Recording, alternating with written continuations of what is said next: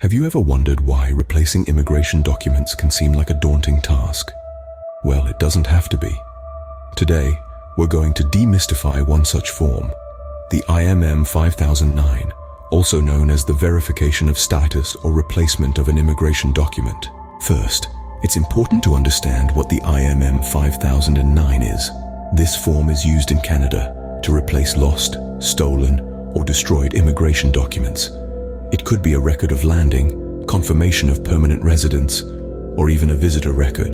To begin, you need to download the form. You can find the IMM 5009 on the Government of Canada's official website. Make sure to download the most recent version. Once you have the form, start by filling out your personal details.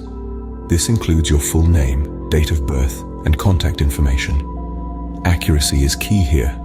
Any discrepancy may result in delay or rejection of your application. Next, specify the document you're applying for.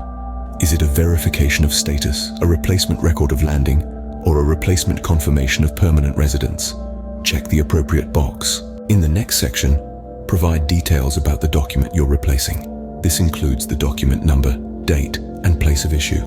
If you don't have this information, don't worry, you can write unknown in these fields. Now on to the declaration part. Here you need to explain why you need a replacement document.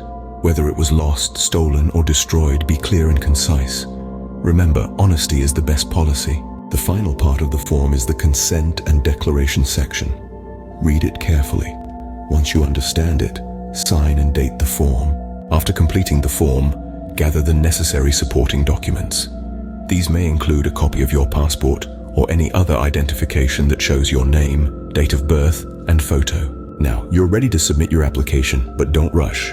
Review everything one more time to ensure accuracy. To summarize, completing the IMM 5009 form involves these key steps: downloading the form, filling in personal details, specifying the document you're applying for, providing details about the document you're replacing, making a declaration, signing the form, gathering supporting documents, and finally, submitting your application. Remember, replacing immigration documents doesn't have to be a headache. With a bit of patience and attention to detail, you can navigate the process smoothly. So don't let the IMM 5009 form intimidate you.